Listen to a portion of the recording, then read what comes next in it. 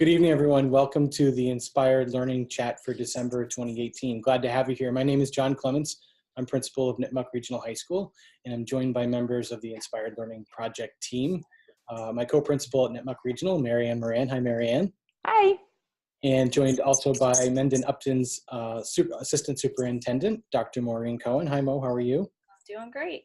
We've got guests and a featured guest this evening, and we're glad to have you here with us. Our Inspired Learning Chat conversations are held monthly. They're meant to give a chance for people to learn about people who are doing the real work of reimagining school. And so each month we hold a digital conversation that begins with about a 15-20-minute interview where we hear from people who are taking bold steps to reimagine learning in their school communities. And we learn with them, ask questions, and then following that initial interview, we have the chance to engage in some conversation which is not recorded, building this network to help us reimagine learning together. So tonight we're thrilled to be taking on the topic of redesigning learning spaces. Mo, I'm going to pass it over to you. All right, thank you. So I'm very happy to introduce Nicole Bottomley. A side note for anyone who doesn't know, she's my person who I talk to every single day. We go way back. So I'm excited that she can share tonight everything that she often gets to share with me. I learn a lot from her. Nicole is the principal of Holliston High School, which is in Holliston, Massachusetts. She's in her 6th year as principal. And prior to being principal, she was also the assistant principal there for 3 years. And she was a teacher at Framingham High School with me for the part of that time when I was there with her. For 10 years prior to being an administrator. So tonight we're going to be talking about what she's been doing in her school, which is pretty exciting in regard to reimagining spaces. So thank you for being here tonight, Nicole. We're looking forward to hearing about the various ways that you've been reimagining learning spaces at your school. So the first question we have is if you could start by sharing the process, because I think it's something that many of us could put into action right away, of what you went through to encourage teachers to redesign their instructional spaces. Sure. So I'm thrilled to be here and to be among amazing colleagues who are also doing this work. So thank you for inviting me. The work really has been taking place over the last couple of years with some conversations around reimagining learning in every aspect. And so I feel like we really were laying the groundwork for being open to reimagining education, reimagining instructional practices, reimagining our relationships with students and with the community, and how we can really push forward to have some better experiences for students. So the learning spaces seem like a really logical place to look at because we want our students to come in and to feel really welcome and to feel comfortable in their space. We want them to be running into school, not running out of school. So part of that is also making sure that they have some say in the classroom environment and they have some say in how they can move around in the space. So, I think that we've done a lot of work around this, and so it made sense to also then look at how we could support educators in the classroom to change the furniture and therefore change the learning environment. So last year, about halfway through the year, there were a couple of conversations at faculty meetings and professional development days around learning spaces. And so I was able to really be creative and conservative in my spending for the first half of the year and be able to save some for the second half so that I could redesign a classroom and support that work. So I sent an email out to the faculty and I asked them to submit proposals for redesigning their space. And the proposals had a couple of different components to it. For me, student voice was critical, and I said that we wouldn't look at the proposal without student feedback. And it needed to be really a partnership in the space. So we asked for them to submit a proposal of the type of furniture that they would want to have in the space, what it would look like. We asked for a design. We said this does not have to be a high-tech design. You don't have to use CAD lab software. You can use paper and pencil if you want. It wasn't about the design, so to speak, or the amount of time put into that. It was really about the thought process behind it. So another piece of it was that they had to submit their educational rationale. So what do they hope to gain in the learning environment by changing the furniture? So it can't just be that they want pretty furniture in there, although we have some nice furniture, but it really needed to be a reason behind changing up the spaces. And then I also said that they absolutely had to have student feedback. So they had to have conversations with students and show their designs to students, or the other way around. They could have students design it and then give some input into it. So we ended up having 7 teachers submit their proposals. And I knew before I even sent out the email that I would not be the person choosing the space, that it really had to be a group of people. And when I say people, students who were choosing which space we were going to fund. And I said, don't worry about budget now, because I really don't know what the design is going to be. I don't know what type of furniture people are going to want. We'll figure that out after. So we had the 7 proposals. We took the names off the proposals, and I had 2 separate groups of students who I meet with on a regular basis for focus group. And I had the 2 sets of students actually look through the proposals, and they had to choose what they thought should be the classroom to fund, to purchase furniture, and to redesign the space. And I found it really interesting. Both groups actually chose the same one. It was pretty clear the one they wanted. And it wasn't that the space was super revolutionary or flashy, but it was, they felt a really comfortable and inviting space. So there was a couch and chairs, bigger tables that they could move around, and they could actually collaborate together. And the educational rationale behind it was that they really wanted, the teacher wanted a space where students could seamlessly move from place to place, collaborating and sharing ideas, getting comfortable. It was a really nice write-up that he did. It ended up being an English teacher's classroom.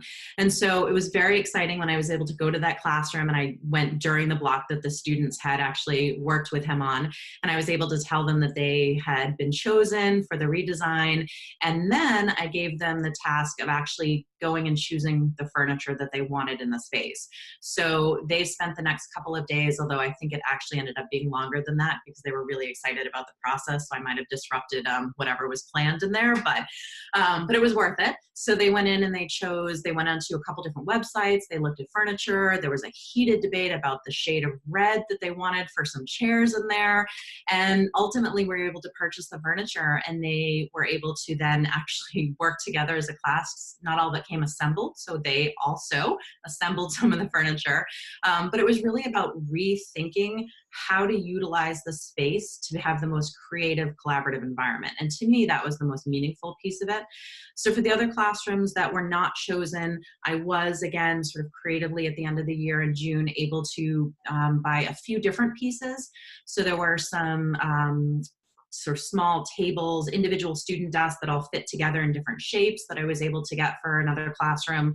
I couldn't purchase 30, but I was able to get 12. So she's thrilled because she has a space that actually, I'll say that the students, not only are they on time for that class, they show up a little bit early so they can come in and get the space they want. But I was able to do that in a couple different classrooms. We have a classroom, special education classroom that some of the students in there had some particular physical needs, and really I couldn't think of a better space to then also be able to purchase some furniture that really met the needs of those students. So some really interesting little chairs and stools and tables that made them feel much more comfortable in the space. So it's been exciting. I am going to try and do it again this spring. I just went through my budget, so hopefully I will be able to do that again. And I have a feeling that where we had 7 proposals last year, we'll easily have 30 this year. And again, as wonderful as it is to be looking at furniture and buying furniture, to me the most exciting part was that we had several teachers who were trying to think very differently about how they could use their classroom space. And what I've noticed over the last year is whether or not there were purchased items for the classrooms, more and more teachers are starting to redesign. They're moving things around, they're getting creative, random couches are showing up and other pieces of furniture. And we're starting to see in the hallways the land of forgotten furniture is what I'm calling it, as the old style student desks are starting to be pushed out into the hallway, and we now have rows of these sad little forgotten creatures out there. However, the students are now starting to having a space that they can go out into the hallway so that they can spread out when they're doing group work. And so I just met with a couple students today who want to remove some of the lockers that we have in our school that really don't get utilized. And they want to replace that with some different types of furniture and charging stations. And they want to do that in the construction technology class. So they want to oversee the whole project. So it's exciting. That's great. And it's interesting you mentioned the lockers, because in our MRSD leads that we just did, Ira was just talking about one thing to do in spaces and buildings. They just got rid of lockers and created all these common spaces, which, to be honest, I hadn't really thought about it till you just mentioned it. So then you're talking about it as well. I know John has a question too, so I'll let you jump in, John, there. Yeah, I love the process, and I love how I'm always interested in how people go from this idea to making it actionable. And I'm wondering what was like the beginnings of this process? Where'd you come up with the idea to run this, I don't want to say competition, but this opportunity? I think that it was probably a combination of stealing great ideas from a lot of different people, yourself included. And I think there's a lot of... This wasn't my idea. There's a lot of video clips out there. You look at Most Likely to Succeed and High Tech High and some of the other newer schools that are being created with really modern learning in mind. And so I had seen a couple different video clips and just really beautiful spaces. And I thought, okay, we're not creating a new school, not yet anyway, but we're not creating a new school. How can we still get this momentum going, and how can we still get people to start thinking about the process? And so part of it was coming from just some great conversations with educators over the last several years, and a couple of requests here and there from educators. From time to time, they'd come up to me and say, hey, if you have, an extra $20,000 that you're looking to spend, come see me, because I'd love to give you some items to purchase for the classroom. And so, knowing again that I couldn't do that for the whole school, I really wanted an equitable way that we could start small. And I felt like if we could at least get something going, that it would really multiply, whether I was purchasing it or, as I said, random couches and other things are coming in. So, it was, I think, just a combination of ideas throughout and some good conversations. And then knowing that my goal always is to involve students as much as I can in every aspect of the school. So we have students that are part of our interview committees. I don't think we've hired a teacher in the last 3 or 4 years where students haven't been an equal member of that hiring committee. And so I thought this would be a great way to get students involved in the process and giving feedback in ways that maybe didn't feel so scary for teachers. Sometimes being really vulnerable and asking for feedback on instructional practices is tough, but asking for feedback on the design of the layout of the classroom and the furniture feels a little safer, I think, sometimes. And then that's one more way to open up in flexible spaces, flexible thinking, and to try to move forward in that.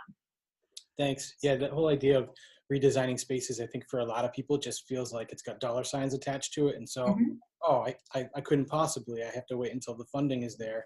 But what I appreciate about what you did is, like, through student voice and empowering teachers to get creative and just saying, we're going to try something. I'm not sure how it's going to work.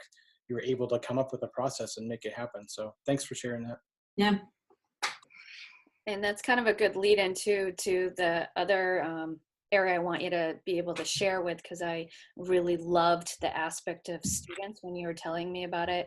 So you've also had, beyond the classrooms, there had been reimagined spaces in your school. And particularly you had mentioned the significant impact of student input and leadership in the library media center. So can you talk about how your library has been redesigned, the role of students in the design, and maybe any recommendations that you have for other schools who have not tackled their media centers yet? Sure. So I think our library space, really used to be very traditional, 2 kind of standalone computer labs, the old kind of bubble monitors, and, a lot of tall bookshelves that really segmented the space. We have the way our library space is set up. We have about 3/4 of it is kind of big open space, and about 1/4 of it is still open, but there's a half wall separating it. And it used to be space that wasn't utilized as well. When I first started in the school, it was an old computer lab. Then it changed over to where school committee was meeting. And we were really, I think, getting frustrated because students weren't coming into that space and looking at it as a collaborative space. They weren't looking at it as a comfortable space to hang out. They weren't looking at it as a place to access resources. They were sort of still looking at it as, this is a traditional library and a place I have to go to if my, class comes in here. And so the timing really worked well. We had taken a field trip over to Watertown High School. They have a Fab Lab makerspace. So for those of you who don't know, a Fab Lab is connected to MIT, and a Fab Lab is designated by having particular types of makerspace equipment in there. So a vinyl cutter and a 3D printer and like an etcher and other technology that is expensive and I'm not totally aware of. And so you get this connection, you're part of this Fab Lab community throughout the world. And so we went and we looked at the space, and they housed it in their library. And so it started giving us some ideas of possibilities for our library. So we wanted to start small with the makerspace. That was just one component of it. But one of the teachers who went with us on the field trip is our construction technology teacher. He uses CAD Lab software. He runs the wood shop. And he also had an architectural design class at the time. So we came back. We were all really energized by it. And he started talking to his students. And there was a student in his class who she's since graduated a couple years ago and probably now is an architect, but she really was interested in architecture. And so she ended up redesigning the library. She took that on as her senior project. And so we were able to work with her, give her kind of some parameters, but really leave it pretty open. So she had to meet with a ton of different stakeholders. So she had to meet with our superintendent to find out the needs of school committee for their meeting. She had to meet with our librarians, some of our teachers. She had to meet with even, custodial and maintenance to find out how the space is used and how it's taken care of. So she had, I think, when it was all done, she had about 12 different iterations of the space because she kept meeting with people and having to come back and tweak the design. And then she presented it to the administrator, superintendent, a number of people. And we loved it. So we were able to, for very little money, actually redesign our entire library space, because a big part of it was weeding out old books that just weren't serving the needs of students anymore. So we were able to kind of downsize, respectfully, but downsize, and move a lot of books out. And we moved some of the bookshelves out, and we just created a much more open space. And then over the last couple of years, every year, I can spend a little bit of money and get some really nice chairs in there. And so again, it's not, I don't have $100,000 to redo a library space, but if I have $2,000 each year that I can spend, then I can start chipping away at it. And it's amazing the difference just one set of comfy chairs makes, or a unique space to hang out. And so my favorite part of all of it, though, is that it was absolutely a student for her project taking this on, and she left a legacy in the school of this amazing space where students can come hang out. And now we're continuing to re-envision it and make sure it's meeting the needs of our students every year. Our students eat lunch in the library. So we run 3 lunches a day. Our students eat lunch in there. They love coming in there. They prefer to eat in there than the cafeteria. I think yesterday we had about 60 kids in there during one lunch eating. So, it gets a little messy, but I think the messiness is worth it. And then if they're going in there for lunch or to hang out for downtimes, they're much more apt to come in there also for productive times where they're working on a project and collaborating with each other. So it's been fun. It's that space. We've done something similar with our guidance kind of main lobby with some new furniture that's really welcoming and comfortable. We're trying to do it everywhere we can in the school. Thank you. And I like how you talked about the final outcomes of how it was this common space that was being used by everyone, because I think that's what we always imagine that space to be, and learning commons, and everyone's in there. And, nothing I loved more than, because I had a space when I was in high school, and we could go in and we were allowed to eat in there, and we would hang out and we'd collaborate and talk and work. And it was a hubbub of activities. So it sounds like you transformed that. Can you elaborate a little bit more on kind of the impact across the board of what you've seen. So as you're starting to reimagine these various spaces, what impacts and effects have you seen on either students or teachers or learning or just the general culture in the school? Because it sounds like you're really leaning towards yes and promoting that risk-taking, the flexible thinking. Can you talk a little about maybe that culture piece that I've heard from you before? Yeah, it's really exciting right now at the school. We really feel like the end of last year, there was this real tipping point where people were just really excited to be sharing new ideas. And, I think having some flexibility around the physical space really has allowed some flexibility in the cognitive space. So starting to actually see physical changes and opening these new ideas for how the classroom space is has allowed people to start opening ideas about how to actually do instructional practices within the classroom. So, we've really seen, I think, a pretty dramatic impact. I think, first of all, there's always a perception that you're not allowed to do anything in your classroom, and that if you're going to, move things around, you better close the door and hope nobody sees. And so I think just being really explicit in saying, yes, sure, move the desks around, do something different, change things up all the time to meet the needs of the particular students in there. I think people are starting to realize that they don't have to be so strict in terms of how they have their classroom. And that has really led to people starting to come forward with new ideas. And my favorite thing is to be able to just say yes to great ideas that are coming forward. And the more we say yes to those great ideas, those people go back, and not only are they so excited about the fact that their idea was given the green light and they're moving forward, but they're telling other people, remember that idea you were talking about? You absolutely should go talk about it, because you'll probably get to go do that as well. So it's been this huge shift, I think, for students too, feeling like they're starting to actually see the transformation of learning as opposed to just talk about it, which has been really nice. We just had a really, really successful faculty meeting on Monday, which was probably my favorite ever. But we did kind of a modified Ignite presentation. So for Ignite, you have 5 minutes, 20 slides. They automatically advance every 15 seconds. And so we knew we wanted to have a lot of people share ideas. So we had sent out an email to the whole school. And then, of course, I sent out some follow-up emails as well to people who I knew had some ideas percolating. But we did a modified Ignite. So we told people that they would do 1 to 2 minute presentations. We asked for volunteers, so it was everybody volunteered.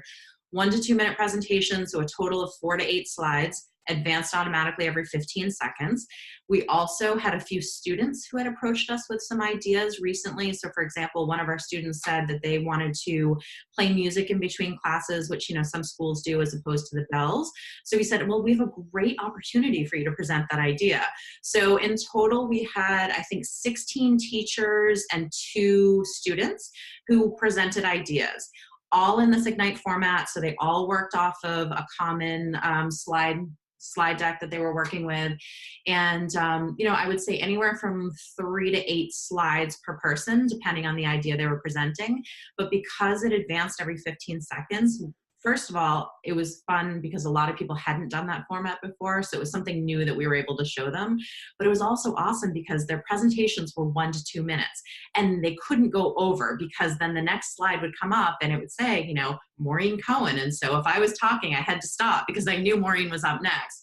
We also get a little obnoxious and we had a gong from the music department. And so one of our assistant principals was hitting it if somebody went over. And, so we tried to make it fun. But within the span of about 25 minutes, we had 18 different amazing ideas presented to the faculty in rapid fire.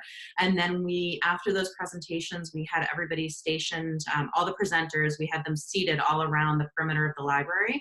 So we then provided 15 minutes for the rest of the faculty to go and consult with any of those different presenters that had an idea that really resonated with them and that they wanted to learn more about. So there were a couple different project-based learning activities. There were a couple of in small and big ideas. Some of these had been implemented already. Some of these were just, hey, I'd love to do, a one-day kind of J-term like Westwood does, but just do it in one day. And who's in with me? Who wants to plan this? So, really in the beginning stages. And then some, we're building a tiny house in our school. So, somebody presenting about the tiny house. And so it was great. And then the buzz in the library was amazing. That's where we have our faculty meetings. So everybody went around, they were able to talk to all the different people who presented to learn more about the ideas. Tons of interdisciplinary conversations, which is always so hard to foster. And then we brought everybody, we sort of stopped the conversation, which was hard to do because everybody was excited. And we gave people 10 minutes to then come up either with their own idea on their own, with a group, or to keep working on an idea that they had already been thinking about. And then we did a whip around at the end for everybody to share ideas. So that we probably had another 15 faculty members shouting out these great ideas, and a lot of interdisciplinary work and group work. And so the momentum's there, and it was awesome. Now we have to figure out how to keep it going. But I think that had we not started physically transforming our space, I'm not sure we would have been able to get to that experience on Monday, because there's something about actually seeing things changing in front of you that then starts you thinking and discussing. And so it's been fun. And I think both of them in parallel is really helpful. I don't think you have to have all of the physical space transformed or all of the cognitive space transformed. It's really stop, start, but it feeds off of each other. And so it's just, I don't know, obviously I love my school, obviously, but I just think there's a lot of really fun excitement right now.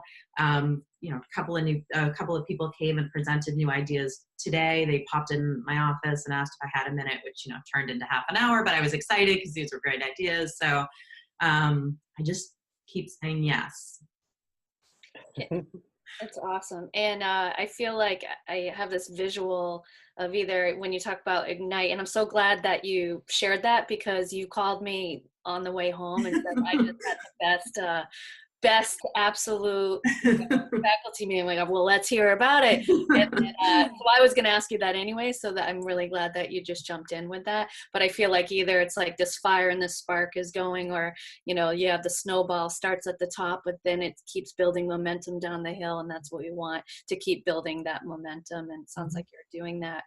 Before we conclude, because I know we wanted to keep these, within a shorter version of, the video portion of this, but you've had a number of teachers participate in your district in the Buck Institute's PBL 101, and we have some across the, oh yeah, that's great. Across the, they just asked if we could show some of your pictures maybe after, so we'll do that too. But if you could speak to, because I feel like the PBL work that your teachers are doing kind of showed up when you shared out the Ignite presentation of what people are talking about. How do you think the work that they've done with the Buck Institute with the PBL 101 has helped with the spark in igniting some of this work? Have you seen a connection with that as well? I think it's another avenue for exciting ideas. So, I think that we had in total for our district, we had 60 people participate over the summer, 9 high school teachers. So I was really excited about that. We had a couple social studies teachers, a couple science teachers, and then a few others, one from each, kind of all different departments. So that's been really exciting because people are able to share a common language. So our 3 social studies teachers who did the Buck Institute are able to share a common language about project-based learning and help each other with their projects that they're developing. And I think for some people who were looking to make a change, but weren't quite sure how to go about it, this gave a nice framework and, sort of a nice, I hate to say, instruction sheet, because that's not project-based learning, right? But still, to be able to have a place to start and to brainstorm, and the Buck Institute has pretty amazing resources, so to be able to see some different examples and how that might relate as well, I think has been really helpful. And to know that that's happening throughout the district, that it's not necessarily just happening in one building, but that it actually can apply all different grade levels and throughout. So I think that's been really helpful. Some of the people who presented created their projects over the summer. So the Buck Institute, they did a 3-day workshop over the summer, and now we've built in 4 follow-up days during the year, so 2 during PD days, and then actually 1 next week, a half day next week, to continue working with Mickey and the Buck Institute to develop their ideas. So I think it's been really helpful. I also think it's been helpful because people have felt that they can try something new, but they have a lot of support built in. So sometimes it's a little scary when you want to step out and do something really different in your classroom. So the fact that there's so much support from other people in the school and in the district that are trying similar style projects and things, I think has been really helpful. So it's just one more avenue. We're definitely, as much as we're excited that the Buck Institute has come in, and as Peter Botello, our assistant superintendent, did a lot of work with that and really setting it up. We also are careful that we're not trying to be a model PBL school. We're trying to be a school where students feel welcome and accepted, and where there's amazing learning taking place. The project-based learning is one great way to do that. But some of the ideas that were presented on Monday also don't really fit into that box, and were, looked very different. So we really want to make sure that we're supporting those ideas as well, so that it's not just, okay, everybody's moving here, because that's not what we're trying to model for our kids either. So we're trying to be very cognizant of that as we move forward. That's great. Thanks. Thanks for sharing that. Now you have, you shared with us some slides that show some pictures. So Marianne's going to throw that up there so we can view it. Maybe if you could kind of walk us through. Sure. So this was the classroom that was funded, and I didn't show the whole classroom. I just wanted to show a couple interesting pieces. Again, this is not, super flashy, unbelievably modern furniture that nobody's seen before, that has plugins and flies and all that stuff. I mean, this is just really basic, comfortable learning spaces. So the classroom, they really wanted a nook where they could have a couch and chairs. Those red chairs, that was the source of the heated debate about the shade of red. That shade doesn't quite match our red for the school, but the red for our school they thought was a little too bright, and just fun conversations that are taking place with kids. But so that was sort of the little nook area with the couch and the chairs, and then the tables on the right-hand side. The tables there are really good collaborative spaces. And what we're finding more and more from students is when they're given a choice, they want tables that they can spread out, that they can work around. And so oftentimes tables like that you have in conference rooms are too shallow for 2 students on one side and 2 students on the other, because that's not really how they're designed. So we were really thoughtful about the size of the tables so that they were deep enough that you could have 2 students on either side. So you could have a group of 4 really working around the table and moving, but also so that you can easily move the spaces together and create larger tables and larger groups. And the chairs are just so much more comfortable than the, traditional style chairs. So again, it's not, this is just a part of the room, but it's not that it's revolutionary. It's just really welcoming and comfortable. And there is a appropriate fight for that couch every day in the class, and they've had to actually rotate people through. I think they want to have some more couches there, but so that was one classroom space. I think the next one was an example of 2 different classrooms. So on the left, and actually the classroom that was chosen, both that teacher and his wife, who both work in the school and both teach in the English department, submitted proposals, and his was chosen and hers was not. So that was actually a funny moment. And she had posted a picture of her classroom. She was able to retrofit it a little bit. She found some of these tables. We had a couple of things in the school. The construction technology class actually built little rectangular inserts in the desks so that people could put their cell phones and, other stuff right in there. So that was also a fun use of interdisciplinary work for an English classroom. But she had posted on Twitter, a picture of herself and what happens when you lose to your husband in the design challenge. And, but just again, like not, tables are really what we're finding students want. And the classroom on the right, that is one of our classrooms, our special needs program. And what the desks there that are so important is the shape of them and the size of them really allowed for not only the student to sit comfortably there, but oftentimes there'd be a paraprofessional working with the student. And it was very hard for them in kind of the old style small desks for both of them to sit around and for the paraprofessional to help the student. So, I mean, stuff like that, you shouldn't have to be struggling to be able to work with a student, right? We should have spaces that are designed for that. And those little chairs that kind of almost look like a chess piece, the little stool there, it's the bottom is not totally flat, so they rock back and forth, so you can sit on it and go back and forth and kind of lose yourself in it. But again, for some of our students, our OT specialists actually had recommended those for some of our students.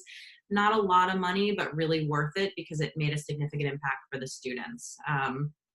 And then I think the next picture that's our guidance suite now. So that's the kind of waiting area when you're waiting to see a guidance counselor. And it used to be very kind of cold and stark, which does not represent the warmth of our guidance counselors at all.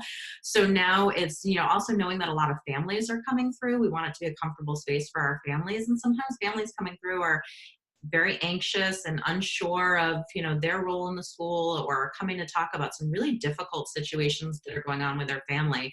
And we want them to be comforted when they come in. We want them to be comfortable. That space is very neat and organized right now. By the end of the day, what you'll see on those tables are gadgets and things and, like gooey little blobs you can play with. And it just becomes a fun, creative space for kids. And I think the last set of pictures was just our library space. Again, just this really big open space. We've done away with all of our computer labs.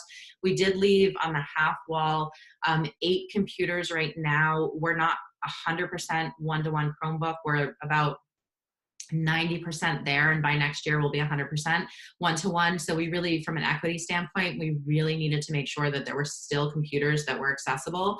The other thing is that for some of our classes, all our students have Chromebooks, but if you're doing a class where you need Adobe Photoshop, or you need like that whole suite, or you need some of the other software, we still wanted to make sure that students had access to that if they needed to do work and didn't have access at home.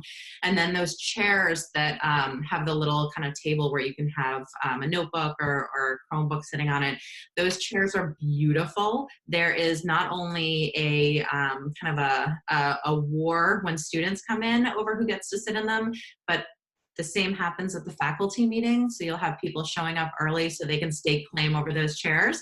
Those were part of a gift from our senior class, and then I supplemented it with a little bit of money. So, getting creative and looking wherever you can find. It's in our school, the tradition is the senior class always gives, some kind of gift, whether it's a small gift, but some kind of space within the school.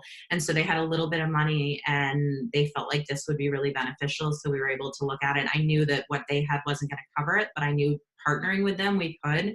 And since then we've purchased 2 more of those, and there's sort of the red flower petal flexible seating. You can separate all those out, move them around. So it's it's really transformed into a really fun space. That's great. It's so nice to see it too after you had talked about the whole process and see some of the outcome and think about the future of what's going to happen. So that's probably bringing us close to the end of our conversation, which of course I can just continue with you on the phone tomorrow. But for the video recorded portion of it, we really want to thank you for your time, sharing your insights on flexible learning spaces, the processes, and kind of all the great things that you're doing at Holliston High School. We have these monthly conversations for those that are watching.